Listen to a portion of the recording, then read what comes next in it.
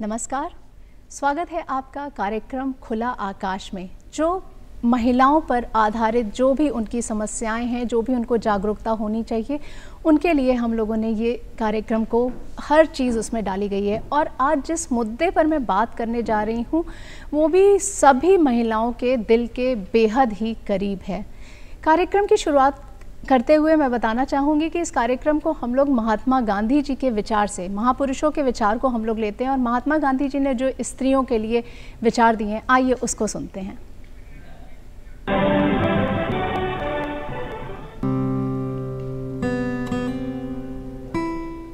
स्त्री पुरुष से अधिक उदार है क्योंकि वह आज भी आत्म बलिदान, मौन, कष्ट सहन, नम्रता, विश्वास और ज्ञान की प्रतिमा है।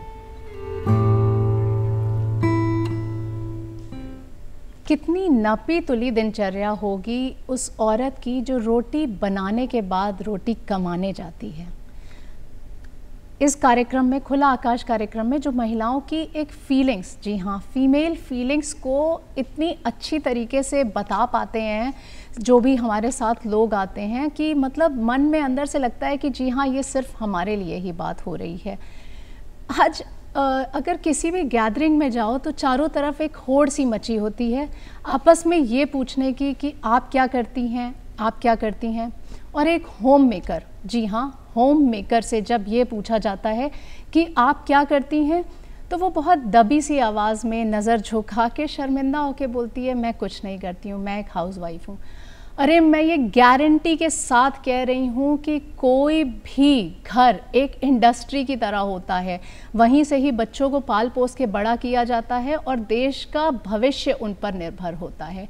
और जब बात की जाए उन महिलाओं की, वो किसी भी क्षेत्र में, घर क्या, वो जब किसी भी क्षेत्र में जाएं, राजनीति में, बैंक में, पॉलिटिक्स में, हर क्षेत्र में वो अपने आप को बहुत बेहतर बना सकती हैं और बहुत ही अच्छे से कर सकती हैं। तो आज हमारे साथ जो शख्सियत हम बैठी हुई हैं और स्टूडियो में मन साझा कर रही हैं, आप नुपुर प्रसाद जी हैं।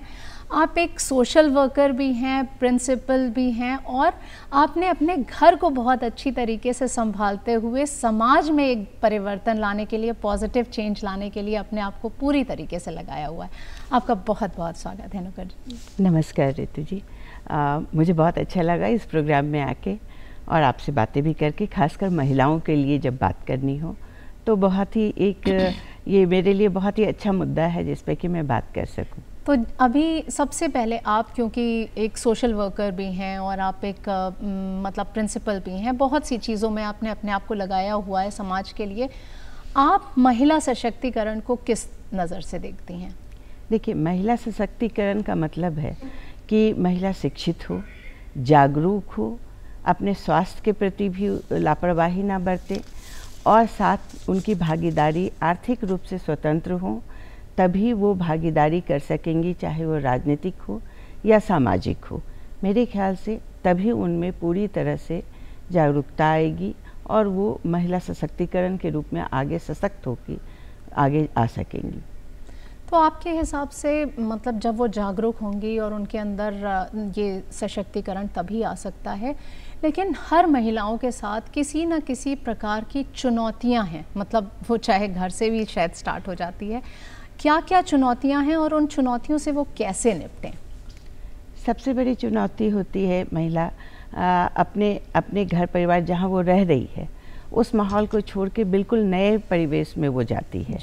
तो ये सबसे पहली चुनौती होती है कि उस परिवेश में अपने आप को ढालना, फिर सारे परिवार की जिम्मेदारी को लेते हुए आगे बढ़ना। तो होता क्या है कि ज़्यादातर महिलाएं भूल जाती हैं कि उनकी अपनी भी कुछ सोच है, उनके अंदर भी कुछ क्षमता है जिसको कि आगे लाना है। परिवार में वो इतना रच बस जाती हैं कि इस तरफ ध्यान ही नहीं जाता है, लेकिन जब ध्यान जाता है तो कभी कभी बहुत देर हो गई रहती है।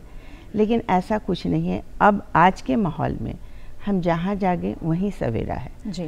क्योंकि अगर आप शिक्षित हैं, शिक्षा सबसे पहली आवश्यकता है महिलाओं के लिए, कि अगर शिक्षित नहीं होंगी तो समाज में सरकार ने या विभिन्न संस्थाओं ने, सामाजिक संस्थाओं ने जो भी चीज़ें मुहैया कराई हैं उन तक पहुंच पाना सबसे बड़ी ज़रूरी चीज़ है। तभी वो अपने अंदर जो भी क्षमता है उसको विकसित कर सकेंगी।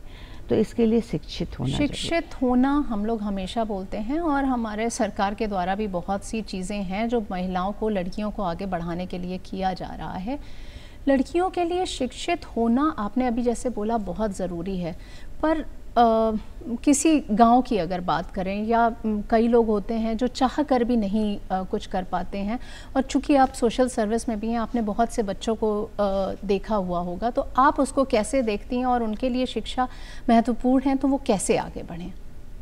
जैसे देखिए, अपने स्कूल में भी हमने बच्चों को या जो भी पेरेंट्स आते हैं उनमें हम हमेशा उनकी मदर को, क्योंकि माँ के साथ बच्चे ज़्यादा टाइम स्पेंड करते हैं, तो अगर माँ शिक्षित होगी, जैसे आपने महात्मा गांधी जी की बात करी, तो उनका भी यही कहना था कि कोई भी राष्ट्र तभी विकसित होगा जब वहाँ की महिलाएं शिक्षित होंगी, क्योंकि महिलाएं अगर शिक्षित होंगी तो वो देश को एक सफल, सुशिक्षित और सुनियोजित नागरिक दे सकती हैं, क्योंकि वो उस ढंग से अपने बच्चे का लालन पालन करेंगी।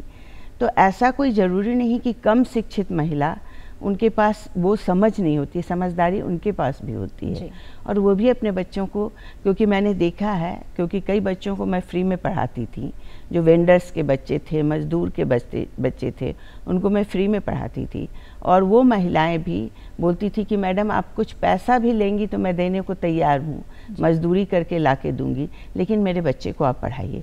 तो उनके अंदर भी ये ललक थी कि मेरा बच्चा शिक्षित हो। मैं ज़्यादा नहीं पढ़ पाई, लेकिन मेरे बच्चे शिक्षित हों, और उन सबके अंदर मैं सरप्राइज थी कि कुछ ना कुछ क्षमता थी उनके अंदर। अच्छा नूपुर जी, जैसा आपने बताया आप बहुत प्रैक्टिकल लेवल पे चीज़ों को देख रही हैं और समझ रही हैं। बहुत बार हम सभी के लाइफ में कुछ ऐसा अनुभव होता है जो सच में लाइफ चेंजिंग वाला चीज़ होता है, तो आई एम श्योर आपकी लाइफ में भी कुछ ना कुछ ऐसा ज़रूर घटित हुआ होगा, और अगर आप वो हमारे दर्शकों के साथ साझा करें ताकि वो और लोगों के लिए भी इंस्पिरेशन बन पाए, तो ऐसा कोई एक्सपीरियंस आपका? जी हाँ रितु जी, बहुत अच्छा सवाल है, क्योंकि हर महिला के लाइफ में कुछ ना कुछ इस तरह की इंसिडेंट आते हैं। जैसे मैंने भी जब शुरुआत किया तो मैं एक सिंपल एक बहू के रूप में अपने घर में ही सीमित थी, और बच्चे को पढ़ाना, देखना, यही सब स्कूल भेजना। तो उस समय मैंने फील किया कि मेरी बच्ची बहुत छोटी थी, और क्लास की जो पढ़ाई थी वो उसके लिए ज़्यादा मतलब भारी पड़ रही थी, और जब वो बार बार बीमार पड़ जा रही थी, और जब मैंने चाइल्ड स्पेशलिस्ट से उसको दिखाया तो उन्होंने कहा कि ये बहुत स्ट्रेस में है। तो मुझे पहली बार पता चला कि बच्चों को भी बहुत ज़्यादा स्ट्रेस होता है। तो मैंने कहा मैं तो इसके ऊपर कोई स्ट्रेस नहीं डालती, लेकिन उनका कहना था कि आप नहीं डालती होंगी, लेकिन स्कूल के अंदर एक कंपटीशन होता होगा जो अन्य बच्चों को देख के इनके अंदर आता होगा कि मैं भी इतना आगे क्यों नहीं बढ़ रही हूँ। तो मैंने फिर फील किया कि उसकी उम्र कम थी और उसे पूरा एक सेंटेंस लिखना था, जो सेंटेंस वो क्रैम नहीं कर पा रही थी। बड़े बड़े सेंटेंस तो 3-4 साल के बच्चे के लिए एक सेंटेंस पूरा लिख पाना, वर्ड्स ही क्रैम करना बहुत मुश्किल था। तो मैंने शुरू किया, मैं आज से 20 साल पहले की बात कर रही हूँ, तो उस टाइम मैंने शुरू किया फ़ोटो बना के एंड लेटर बीच बीच में छोड़ करके उस तरह से उसको क्रैम कराने का। जैसे for example dogs lives in kennel, तो डॉग का फ़ोटो बना के कैनाल का स्पेलिंग इस तरह से करके उनको मैचिंग मिक्सिंग, तो बहुत जल्दी इस तरह के सेंटेंस वो पूरा फिर समझने लगी। तो एक दिन मुझे कॉल भी आ गया उसके स्कूल से। आई वॉज शॉक्ड कि कहीं इसने कुछ शरारत तो नहीं की है, बट वहाँ जाके मुझे बहुत अच्छा लगा जब प्रिंसिपल ने कहा कि आई वॉन्ट कि you come here and join as a art teacher. तो आपने बहुत अच्छे से अपने बच्चे को समझाया है। तो उस दिन मुझे पता चला कि सर्टिफिकेट्स, जिसे एक कागज़ का टुकड़ा समझते हैं लोग, वो भी ज़रूरी होती है जॉब के लिए जी। और उसी समय मैंने हॉबी क्लासेज अपने यहाँ शुरू की, क्योंकि उस समय सिर्फ एक ही सेंटर था यहाँ, रविंद्र भवन। उसके अलावा मेरे तरफ तो खोजपुरा इलाके में बिल्कुल नहीं था। आज के समय तो बहुत सारे सेंटर्स हैं ऐसे, लेकिन उस समय नहीं था। तो हमने सर्टिफिकेट कोर्सेज वहाँ शुरू करवाया कि मेरा नहीं हो पाया जॉब इस वजह से, तो अन्य लोगों को ये मतलब अपॉर्चुनिटी मिल सके। और वहाँ हमने वो संस्था खोली। देखिए, बहुत बार होता है लोगों का थॉट होता है कि हमें नौकरी मिल जाए, लेकिन आप नौकरी देने वाली बनी, ये और भी अच्छी बात हुई आपके लिए। बहुत बार ऐसा होता है जीवन में कि कहते हैं ना, महिलाओं के लिए 24/7 वो तैनात रहती हैं, लेकिन उसका कोई गिनती नहीं होती है। पूरे टाइम घर के काम काज करते रहो। बहुत बार ऐसा होता है कि महिलाओं को घर परिवार में या समाज में जो स्थान मिलना चाहिए वो नहीं मिल पाता है। उसके लिए उनको ऐसा क्या करना चाहिए कि वो स्थान उनके लिए सुनिश्चित किया जाए? रितु जी, इसमें तो मैं सबसे पहले कहूँगी कि सारी महिलाओं को एकजुट होना चाहिए। सबसे पहले तो महिलाएं ही महिलाओं की दुश्मन जो बनती हैं वो बनना छोड़ दें। अप्रिशिएट करें अगर कोई महिला आगे बढ़ रही है, तो होता है ना साथ ही हाथ बटाना। उस तरह उसके अगर वो कोई व्यवसाय कर रही है या कोई भी आर्टिस्टिक वर्क कर रही है, आप उनसे परचेज कीजिए, उन्हें प्रोत्साहित कीजिए, उन्हें आगे लाइए, लेग पुलिंग ना कीजिए। घर में भी बहुत सारी रिलेशंस होते हैं, जैसे फॉर एग्ज़ाम्पल जैसे सारे घर में होती हैं, सासू माँ होती हैं, मैं भी कल को सासू माँ बनूंगी, तो ये एक फीलिंग जनरली होती है महिलाओं के बीच कि मैंने बहुत कुछ सहा है तो मैं अपनी बहू पे भी उसी तरह शासन करूं, उसे सहूं। नहीं, आपने जो सहा है उन चीज़ों को मतलब अपने अंदर डाल के आप सोचिए कि अगर मुझे ये अपॉर्चुनिटी मिली होती तो मैं ये कर पाती, तो मैं अपनी बहू या बेटी को वो अपॉर्चुनिटी मैं दूंगी। तो घर से अगर ये शुरुआत होगी तो महिलाएं काफ़ी आगे बढ़ेंगी। दूसरा कि महिलाओं को समाज में भी समाज के साथ चलना होता है, तो पहले परिवार का सपोर्ट अगर मिलेगा तो फिर वो आगे आएंगी। फिर समाज का थोड़ा नज़रिया होता है कि महिलाएं ये काम नहीं कर सकती, वो काम नहीं कर सकती, तो ये तो आज के समय में महिलाएं प्रूफ कर रही हैं, चाहे वो आर्मी का फ्रंट हो, देश की रक्षा हो, या समाज में बड़े बड़े बिजनेस ये हों, उन पे उनकी हेड बन रही हैं। सब जगह, चाहे वो बैंक हो, हर जगह महिलाएं आगे आ रही हैं, तो अपने आप को प्रूफ कर रही हैं। तो ये कहना लोगों का अब बदल रहा है कि महिलाएं ये नहीं कर सकती, वो नहीं कर सकती। आज सुबह मैंने पेपर में देखा कि आज एक महिला ने किसी सज्जन को बिठाया, अच्छे बिजनेसमैन थे, उनको बिठाया अपने ऑटो में। उसके हस्बैंड की तबीयत बहुत ख़राब थी, तो ऑटो चलाना शुरू उसने किया, लेकिन वो भाड़े का ऑटो लेके चला रही थी। तो उन्होंने खुश होके राखी के अवसर पे वो ऑटो ही खरीद के उसे दे दिया। तो सरकार तो बहुत सारी चीज़ें ला रही हैं महिलाओं को आगे लाने के लिए, बहुत सारी योजनाएं, माने बच्चे के जन्म से लेके पढ़ाई से लेके बहुत सारे, अपने बिहार में भी बहुत सारे अनाउंस हुए हैं इस तरह के कार्यक्रम की महिलाओं को प्रोत्साहित करने के लिए, लड़कियों को प्रोत्साहित करने। लेकिन अगर जो समाज सेवी संस्थाएं हैं वो भी अगर आगे बढ़ के आएँ, ये नहीं सोचे कि हम इतनी सारी महिलाओं को कैसे आगे ला सकते हैं, जितना भी कर पाएँ। पर्सनली भी अगर हम एक महिला की भी अगर हेल्प करते हैं, तो सब मिलकर अगर एक एक की मदद करें, एकदम सही बात तो बहुत जैसे पेड़ लगाने की बात होती है, हम क्यों सोचे कि हमें पूरा जंगल ही लगाना है, अगर 2-2 वृक्ष भी लगाया जाए तो चीज़ें आगे बढ़ सकती हैं। आपने समाज सेवा की बात की है, तो समाज सेवा में क्या क्या चीज़ें किया जा सकता है, क्योंकि हमारी बहुत सी महिलाएं हैं जो इस कार्यक्रम को देख के ये जानना चाहेंगी आप लोगों ने कोविड के समय में क्या क्या किया, क्योंकि उस समय में भी समाज सेवियों ने बहुत बढ़ चढ़कर हिस्सा लिया और लोगों को मदद की थी, तो किस तरीके से उसको आगे और बढ़ाया जा सकता है? देखिए, मैं बहुत सारी समाज सेवी संस्थाओं से जुड़ी हूँ, और कोविड के टाइम में मैंने पर्सनली भी 4-5 सिलेंडर, ऑक्सीजन सिलेंडर खरीदे, और जिन्होंने पर्सनली मुझसे हेल्प मांगी उनके पास मैंने ऑक्सीजन सिलेंडर भिजवाया। साथ में मेरी बेटी डॉक्टर है, तो उसे कैसे पहनना है और कैसे ऑपरेट करना है वो मैंने सिखलाया, और सबसे कहा कि काम रहिए, कूल रहिए, घर पे अगर आप एहतियात बरतेंगी तो आप ठीक हो सकते हैं और इस महामारी से भी बाहर निकल सकते हैं। तो ये उनको मॉरली सपोर्ट किया। फिर एक मेरे बेटे की ही टीम, मैंने यंग लड़कों ने मिलकर एक टीम बनाई थी कि कोविड के टाइम में भोजन भी मिल पाना सबको बहुत मुश्किल थी, कहीं कहीं पूरा परिवार ही कोविड से ग्रसित था, तो उनको हम लोगों ने पैसे से सपोर्ट किया, और वो लड़के बहुत अच्छे से खाना बना के घर घर पहुंचा रहे थे। जी जी, जैसे कि कोविड में तो सही में मतलब उस समय में ये समझ में आया कि पैसा ही सब कुछ नहीं है, अगर जान बच जाती है और अच्छे से हम लोग निकल जाते हैं, वो एक बहुत बड़ा लर्निंग फेज़ भी रहा। जैसा कि मैंने शुरू में भी बताया कि हमारे देश में स्वतंत्रता संग्राम और सैनिकों के लिए आर्मी, नेवी सब जगह पे बहुत ज़्यादा मतलब देश के लिए वो लोग करते हैं।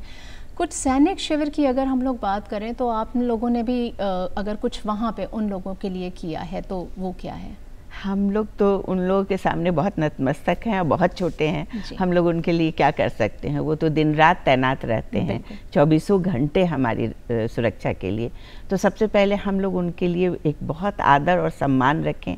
सारे सैनिक परिवारों के लिए भी जो शहीद भी हो जाते हैं, तो हमारा सबसे यही निवेदन है कि उनके परिवारों के लिए जैसी भी मदद, सिर्फ ये नहीं सोचे कि सरकार ही आएगी मदद करने तो करें, जैसे भी मदद हो करें। और हम लोग हर रक्षाबंधन पे उनको जाके ज़रूर राखी बांधते हैं। ये तो बहुत अच्छा लगता है उनके हाथों में राखी बांधना, और वहाँ से हमें भी ये राखी मिली है। तो ये मेरे लिए बहुत स्पेशल राखी है, इसे मैंने खोला नहीं। ये तो मतलब सही में अगर उनके लिए कुछ कर पाएँ हम लोग, कुछ भी वो लोग जो करते हैं उसके आगे तो हमारा कुछ भी करना बहुत छोटा होगा। और जैसे अगर देखा जाए तो शहरी महिलाओं में और ग्रामीण महिलाओं की समस्याओं में भी डिफरेंस है, चुनौतियों में भी डिफरेंस है। मतलब अगर कोई छोटे मोटे काम जो आप बताना चाहें, जैसे मिथिला पेंटिंग हो गई, मधुबनी पेंटिंग, किस तरीके से अगर गाँव की महिला कुछ चाहें कुछ आगे बढ़ना तो उसको कैसे किया जा सकता है? देखिए, हर महिला के अंदर कुछ ना कुछ क्षमता होती है, तो अगर उनके अंदर यही मैं कह रही थी कि मेरा अब एक लास्ट प्रोग्राम जो मतलब मैं करना चाह रही हूँ प्रोजेक्ट, वो यही है कि महिलाओं में अवेयरनेस लाना कि आप लोगों के लिए सरकार ने क्या क्या चीज़ें बनाई हैं, क्या क्या इस बार रूल्स आए हैं, नियम आए हैं, क्या योजनाएं आई हैं, जिनको अवेल करके आप अपना जो भी जैसे उद्यम ही आप अपना लगाना चाहती हैं। अगर आप बहुत पढ़ी लिखी नहीं भी हैं, उद्यम लगाने के लिए बहुत पढ़ा लिखा होने की ज़रूरत नहीं है, लेकिन अगर जैसे आप कुकिंग जानती हैं तो आज के डेट में मिडिल क्लास सोसाइटी के लिए बहुत ज़रूरी है कि दोनों मिलके अगर अर्न करें तभी जाकर के आज के अच्छे तरह से जी सकते हैं। तो वहाँ उनके यहाँ ज़रूरत होती है कुकिंग की, खाने की, तो आप अपना एक डब्बा सिस्टम भी चला सकते हैं, कुकिंग करके घर से वहाँ अच्छे से पहुँचा सकते हैं। हाँ, अब उनको मार्केटिंग कैसे करके देना है, तो इस सब के लिए जगह जगह कुछ इस तरह के होने चाहिए संस्थाएं जो उनको मार्केटिंग अवेलेबल करवाएं।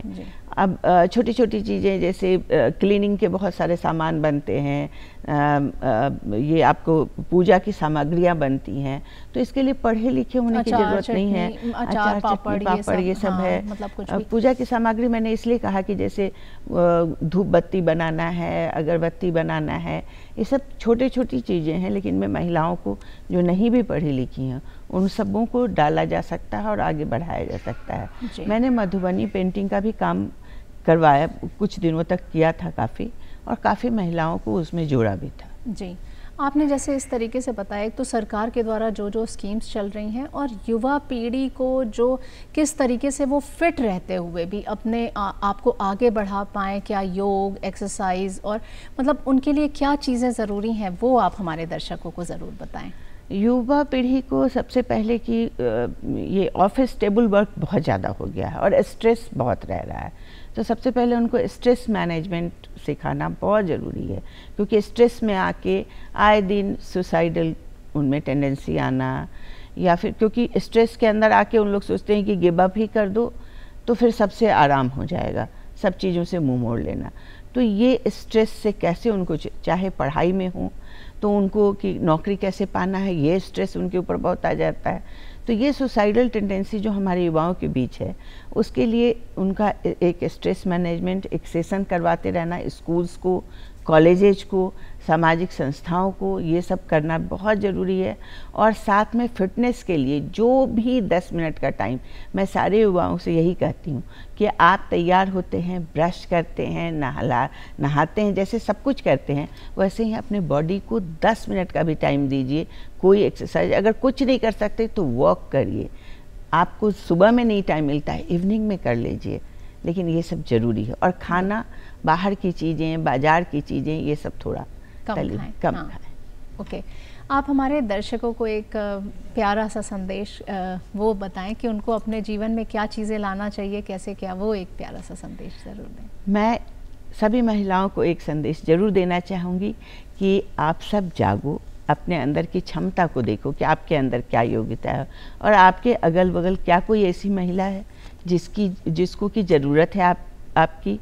ऐसा नहीं कि आप ही सिर्फ जॉब करो, अगर उसे ज़रूरत है और आप ऐसी 5 महिलाओं की भी मदद करती हैं, 2 महिलाओं की भी मदद करती हैं, तो आप एक बहुत बड़ा अच्छा काम कर रही हैं। अभी रिसेंटली मैंने देखा है कि जैसे जो वेंडर्स के बच्चे हैं, या मतलब लोअर ये में सेक्शन में, वहाँ बच्चे तो बहुत हैं, पढ़ाई नहीं हो पा रही है, और वो बच्चे नशे की लत में बहुत जा रहे हैं, और उनको रोज़गार की कमी है, ये है। तो अगर सरकार कुछ उस तरह का भी चीज़ बनाए, या स्वयंसेवी संस्थाएं कि जहां उनको ये थैला बनाना, जूता चप्पल बनाना, छोटी छोटी चीज़ें बनाना, हाँ, ड्राइविंग सिखाना, ये सब करें, तो क्योंकि उनके पास अंदर एनर्जी बहुत है, लेकिन रास्ता पता नहीं है कि इस एनर्जी को कहाँ लगाना है, तो उसको सही ढंग से लगाना। तो आज आपने अपना कीमती समय दिया और हमारे स्टूडियो में आई, इतनी प्यारी प्यारी बातें इतनी अच्छी तरीके से आपने बताई, बहुत बहुत धन्यवाद आपका। Thank you.